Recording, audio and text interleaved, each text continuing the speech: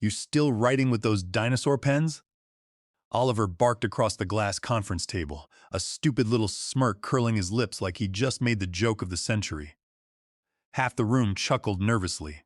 The other half looked down, pretending to reread the fourth quarter forecast they had already seen 3 times. I did not laugh. I did not blink.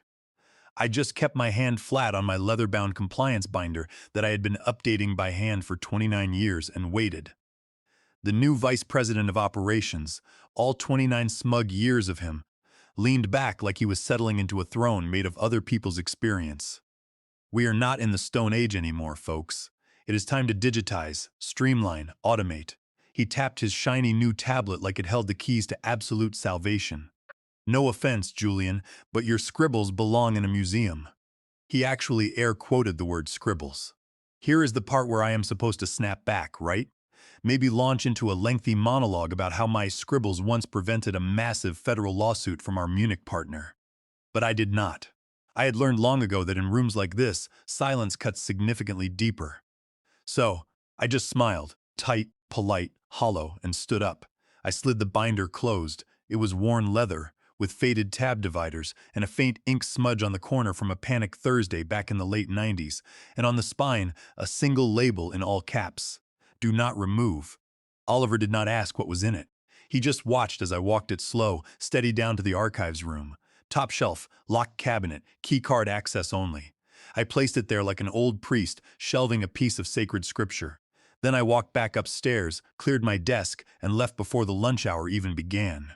There was no human resources debrief, no farewell cupcakes, not even a plastic box of my own belongings. Everything worth taking had already been safely shelved away. Oliver's official statement hit our internal communication channels later that afternoon. Today, we say goodbye to a valued legacy contributor as we move toward a modernized and agile future. Let us give Julian a warm round of applause for his years of dedicated service. Applause. He actually used the word applause. By the end of the day, my access was completely revoked, my parking space reassigned, and my name removed from the compliance knowledge base in the company directory. Just like that, 29 years vanished under a thick layer of keyword-optimized corporate nonsense. I got one single message that night from Clara, a junior analyst I had mentored through her first major compliance audit. She wrote that they were changing clause libraries without checking legacy protocols. She said Oliver told them my binders were redundant. She just thought I should know. I did not respond, not because I did not care, but because I already knew exactly what was happening. Oliver thought redundancy was a dirty word. He had not learned yet that in the world of legal compliance, redundancy is just another word for insurance. So, I poured myself a glass of aged whiskey, lit a cigar on my back porch, and started an entirely new notebook. First page, Legacy Oversight's critical watch list. 3 massive companies, 3 volatile markets, 3 ticking clocks. Let him digitize the soul out of this place. Let him drag and drop his way right into an unmitigated disaster. I had already shelved the definitive warning. Page 1, bold red ink, right exactly where it needed to be. The purge began with a company-wide memo. The subject line read, Operational Optimization Phase 2. That is how Oliver dressed it up for the entire staff email list. He was spring cleaning a damn recreation room instead of gutting 3 decades of vital institutional memory. The body of the message was infinitely worse. It stated that all non-digitized legacy documentation poses a severe security and compliance liability. Effective immediately, physical archives will be thoroughly reviewed and subsequently removed. All departments must report analog materials by the end of the day on Friday. There were no signatures, no thank you notes, just cold, calculated surgical deletion. The compliance floor quickly turned into a chaotic war zone. Administrators rolled out giant blue disposal bins. Teams rushed frantically to scan what they could, tossing anything that smelled like paper older than a decade. One guy found a floppy disk and held it up like an ancient artifact from a sunken ship. Another tried to digitize a thermal receipt by emailing it to himself and taping it to his dual monitors as a sick joke. They were all laughing until the legal department started calling. You see, Oliver had successfully fired the memory, but opted to keep the heavy machinery running. No one left knew how to actually operate it safely. In the ensuing chaos, A college intern named Noah got dispatched to inventory the lower archives. He was bright-eyed, noticeably nervous, and probably still had the syllabus for his introductory business ethics class folded neatly in his canvas tote bag. He scanned every single row with a barcode application that Oliver proudly insisted was vastly faster than manual cross-checking. Then he saw it. Top shelf, heavy black leather, solid brass corners dulled by years of fingerprints. One label, perfectly centered and incredibly loud. Do not remove. He stared at it for a moment longer than he realistically should have.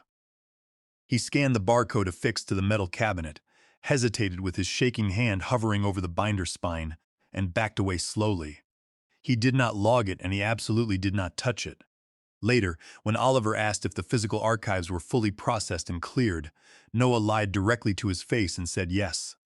Something about that specific label. It did not feel like a simple suggestion. It felt like a solemn threat delivered with impeccable manners.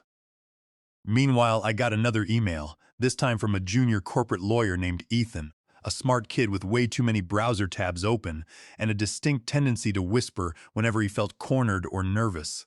He wrote, "Julian, sorry to bother you at home. Just a quick one. They are actively modifying contract clauses without cross-referencing any of the old legacy protocols, right?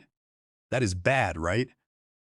I stared at the glowing message for a full, uninterrupted minute, my jaw clenched tight. It was not the question itself that bothered me so deeply. It was the casual phrasing, just a quick one, like he was asking about ordering sandwiches for lunch instead of inquiring about the procedural landmine. Oliver had just gleefully green-lit. They were not reviewing old protocols. They were not even looking in the right direction. They were actively erasing the very map that clearly showed where the jagged cliffs were located. I did not respond to Ethan either. Not yet. There is absolutely no point yelling down a deep, dark well. But that night, I pulled out my porch notebook, the fresh one I had started immediately after Oliver's little tablet crusade. I cracked it open beside a fresh pour of whiskey and a bowl of salted almonds and started a new detailed section titled Active Blind Spots. Underneath that heading, I explicitly listed the 3 high-risk clients I knew had highly non-standard legal clauses. Clauses I had personally flagged back when their international governments changed hands and aggressively tried to sneak in punitive new audit terms. One of them, based in Frankfurt, had a massive red clause that triggered immediate automatic financial penalties if generic blanket language was ever applied during periods of financial volatility. Mandatorily escalate to senior legal before proceeding. Right below it, firmly circled in dark red ink, was a hand-drawn triangle with 3 specific letters inside. My personal shorthand for the mandatory legal escalation protocol. The chief financial officer leaned heavily forward, his face visibly pale. That specific warning note significantly predates the entirely new digital system by over 3 full years. Oliver nervously cleared his throat. It is not that we did not genuinely value the historical legacy materials. There was simply no official automated transition workflow firmly in place to accurately cross-reference the physical data. Caldwell raised a massive hand. Sharp. Final stop. Oliver instantly closed his mouth. "You definitively had this exact information readily available," Caldwell said incredibly slowly. "It was sitting right here. You arrogantly chose to permanently replace it with untested automation, blindly rush a massive foreign deal, and deliberately delete the absolute only functional warning system we legally had. But the digital dashboards," Oliver's terrified voice sharpened. "Get out." There was absolutely no yelling, no theatrical drama, just a cold final verdict. Oliver frantically looked around the silent room as if someone, absolutely anyone, might magically save him. But all he saw were angry executives looking straight down, terrified interns looking traumatized, and a physical binder that had just effectively gutted his entire career with a single handwritten page. He stood up, his legs visibly shaky, and walked out without uttering another word. Caldwell calmly sat back down and stared at the open binder like it was highly radioactive material.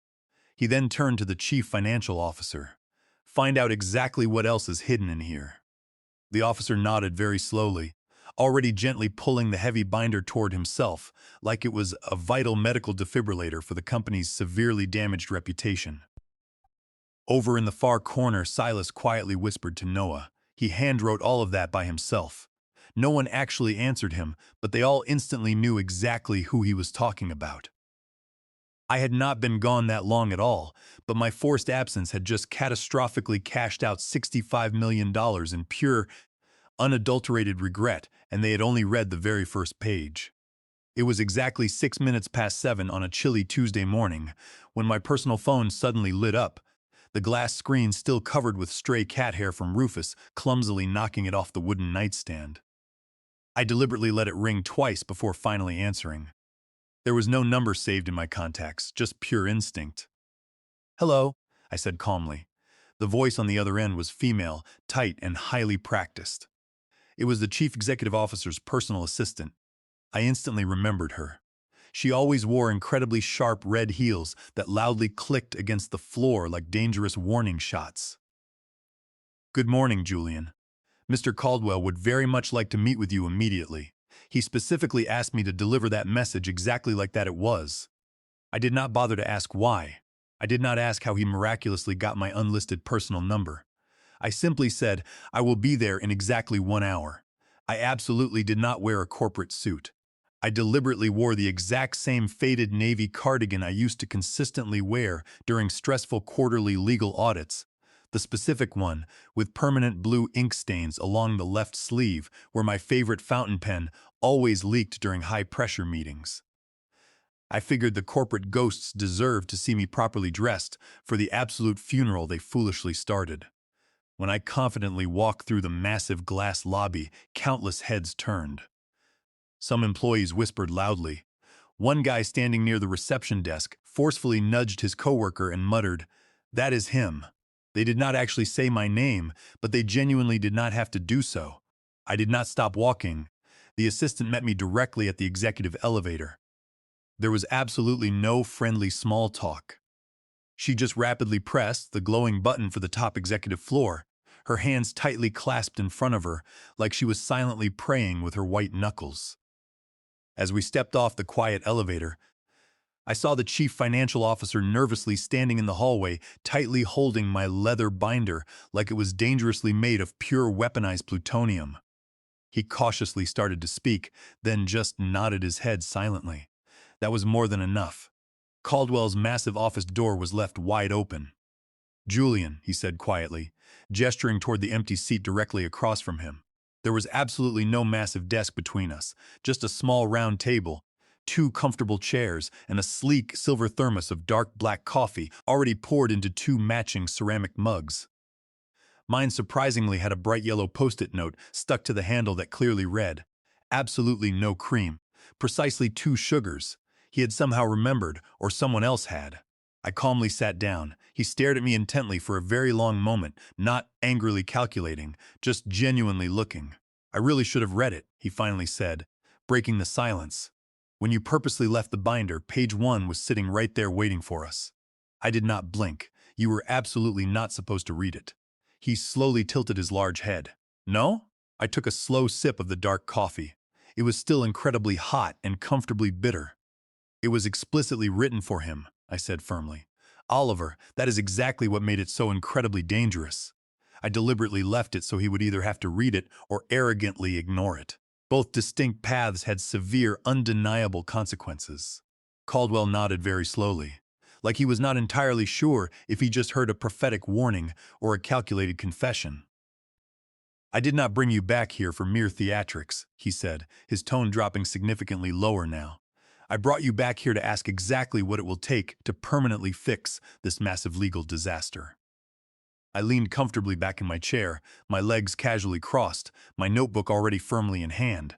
There was absolutely no sleek laptop, absolutely no flashy digital presentation, just a simple pen and paper, the exact same primitive tools they had arrogantly mocked just a few weeks ago. 60 days, I stated confidently. Caldwell arched a thick eyebrow. "Exactly 60 days to do what?" "To completely stabilize our legal compliance," I replied calmly.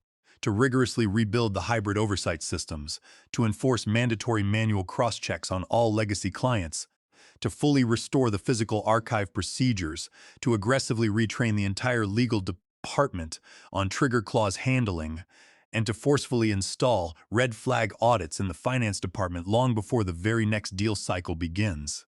And there is a critical legal reality we need to address immediately. He stared at me intently, waiting. Oliver's automated system completely bypassed our standard corporate governance protocols, I explained. By pushing that contract through without the mandatory legacy review and authorized physical signatures, the agreement can be legally contested under the doctrine of void ab initio. It means the contract is fundamentally invalid from the very beginning because it lacked the required fiduciary authorization.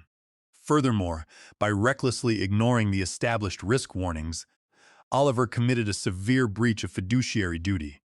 We can aggressively leverage these exact legal doctrines to forcefully halt the penalties and completely renegotiate with Frankfurt. Caldwell leaned back, processing the legal strategy. You are telling me we can use his sheer incompetence as a legal shield? Exactly, I said. We argue that the system executed an unauthorized, legally deficient agreement. It is our absolute best leverage to freeze the $65 million hemorrhage. No desk, I added firmly. Absolutely no direct reports. I am absolutely not coming back to babysit terrified interns. I am solely here to aggressively repair a broken system, not to patiently raise another arrogant Oliver. Silence filled the room. Then Caldwell asked, "What is your preferred title?" I merely shrugged my shoulders. You can casually pick it. Just make absolutely sure you spell my name completely right. He nodded his head once very slowly. You have it. I confidently stood up. The assistant was already waiting quietly at the open door. She did not say anything, but her nervous eyes flicked down to the heavy binder, now resting firmly in my hand, and then quickly back up to my face. This time, she looked noticeably nervous. The chief financial officer hurriedly passed me in the long hallway, frantically whispering. Absolutely everyone is intensely talking about the neon sticky note. Frankfurt, they genuinely cannot believe you correctly flagged it over 3 years ago. I did not slow my steady pace. They will undoubtedly believe a lot more by this Friday. Back inside the glass elevator, I caught a brief glimpse of myself in the mirrored paneling. My hair was tied back, my trusted binder was tucked securely under one arm, and for the very first time in several long weeks, there was absolutely no frustrated tremor in my steady hand. I was not just back, I was completely in charge. The official corporate memo dropped early Wednesday morning at exactly 8:01. There was absolutely no loud fanfare, absolutely no company-wide email blast, just a quiet, unassuming notification securely buried under the company announcements channel, awkwardly sandwiched between a mundane reminder about ergonomic keyboard orders and a heavily recycled motivational quote from some intern's weekly morale slide. It read, effective immediately, Oliver has been abruptly reassigned to a vague strategic advisory role focused strictly on non-core expansion initiatives. We generically thank him for his brief contributions and look forward to cautiously leveraging his limited expertise in entirely new contexts. Reassigned. It is the polite corporate version of go sit silently in the dark corner and deeply think about what you have completely destroyed. It absolutely did not explicitly say he had been severely demoted, but absolutely everyone instantly knew the absolute truth. His electronic office badge was rapidly downgraded to floor 7, located right between the dusty procurement overflow desks and a noisy heating supply closet. His entirely new strategic advisory role, unfortunately, came with absolutely no functional team, absolutely no operational budget, and absolutely no scheduled meetings on the main executive calendar.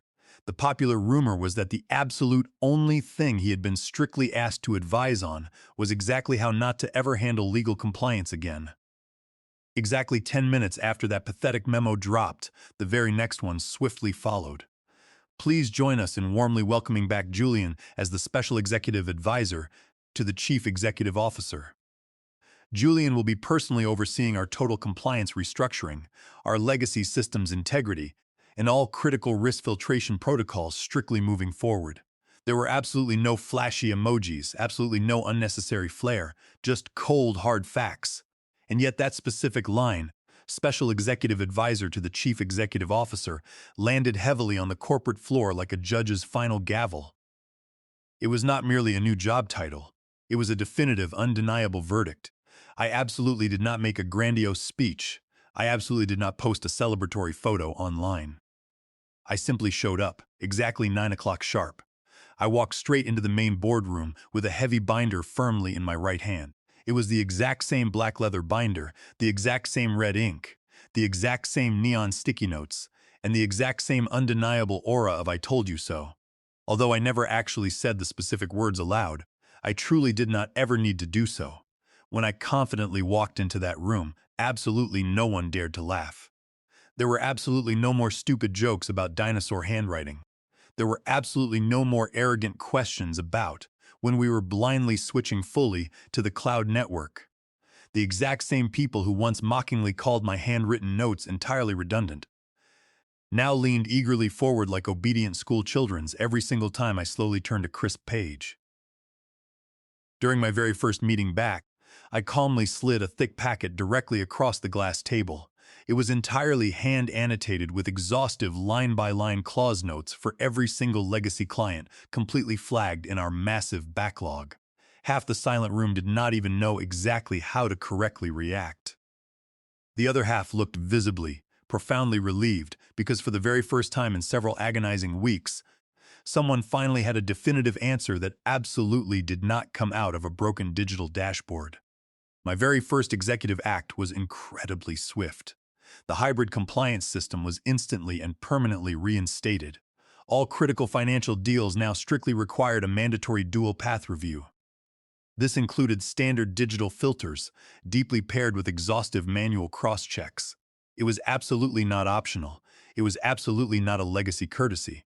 It was strictly mandatory. The entire legal department received a brand new clause library. One was digital and one was entirely analog.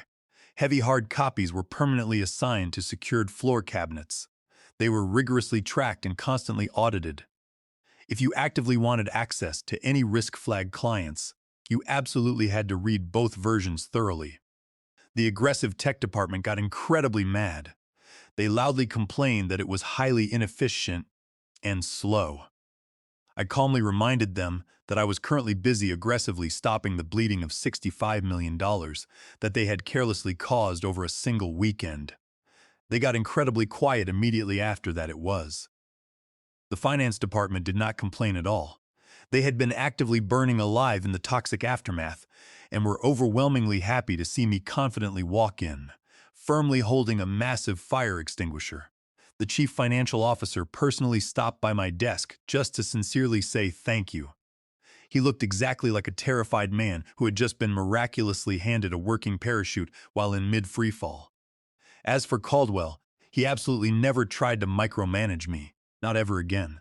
He had painfully learned the extremely hard way that blindly trusting the completely wrong person to fully automate vital human judgment was exactly like stubbornly using a cheap vending machine to aggressively perform delicate brain surgery. He gave me complete room to operate, and I aggressively filled it, and as for Oliver, I only saw him exactly once. We briefly crossed paths in the ground floor elevator lobby. He nodded at me, tight-lipped and utterly defeated, awkwardly holding a small cardboard box with his name written in Sharpie on the side. I absolutely did not smile. I absolutely did not smirk. I just silently met his terrified eyes for a single beat, longer than socially necessary. That was more than enough. He shamefully looked away first. Later that same afternoon, Noah nervously approached my temporary office nervously, holding a thick stack of standard onboarding papers. He politely asked if I wanted anything specific updated in my personal biography for the internal company directory. I calmly took the paper from his shaking hands, grabbed a bright red pen, and forcefully crossed out a printed line that falsely read "Retired in April."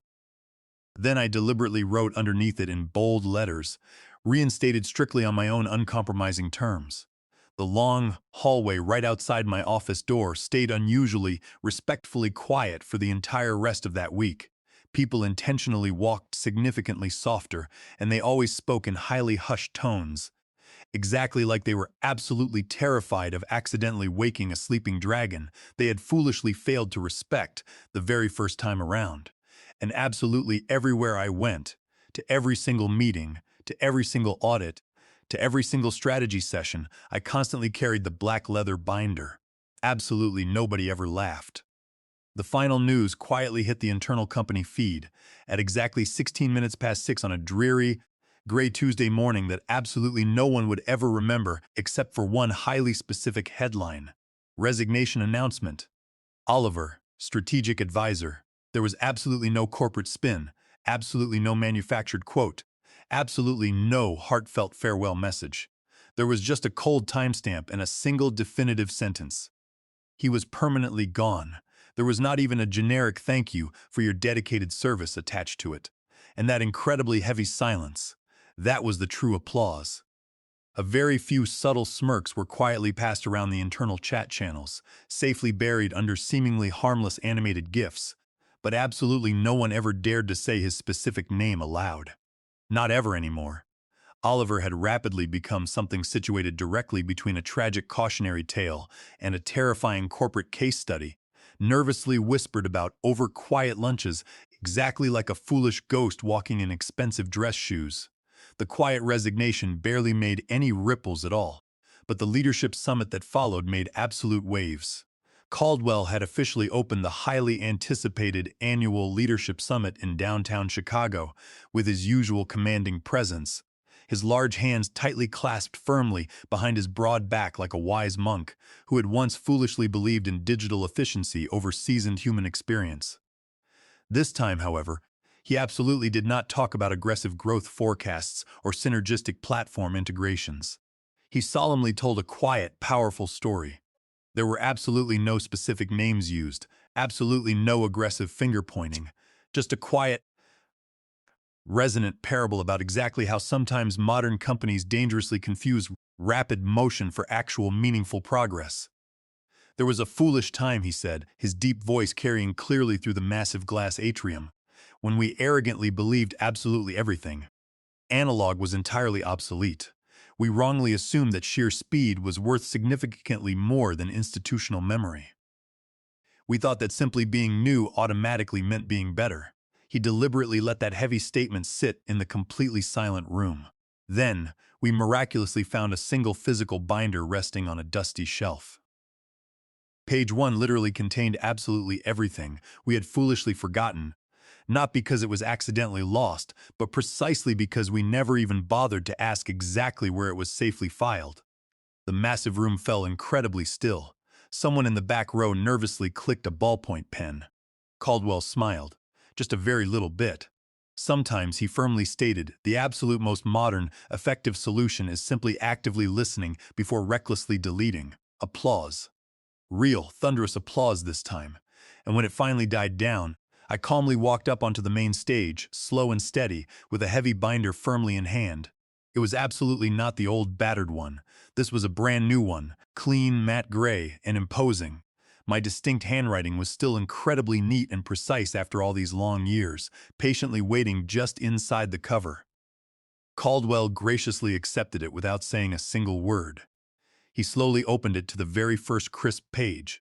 Page 1 boldly read, "What we tragically forgot to respect." Then he looked slowly up, not out at the massive audience, but directly at me. I gave him a single, firm nod. Just exactly one. Then I calmly turned and confidently walked completely off the brightly lit stage. There was absolutely no dramatic speech. There was absolutely no theatrical curtain call. Because this was absolutely not about petty revenge anymore. It was entirely about structural restoration, and as I slowly left that massive room, exactly 500 top executives watched me in absolute, stunned silence. Their wide eyes were completely fixed on the heavy binder, now resting securely in Caldwell's large hands, like a sacred relic and a detailed roadmap, all brilliantly rolled into one. They would absolutely never know exactly how many bright neon sticky notes it currently held, or exactly how many terrifying red flags were quietly, meticulously woven directly into the narrow margins. But one critical thing had undeniably changed forever in that company. Absolutely no one would ever dare to throw them out again.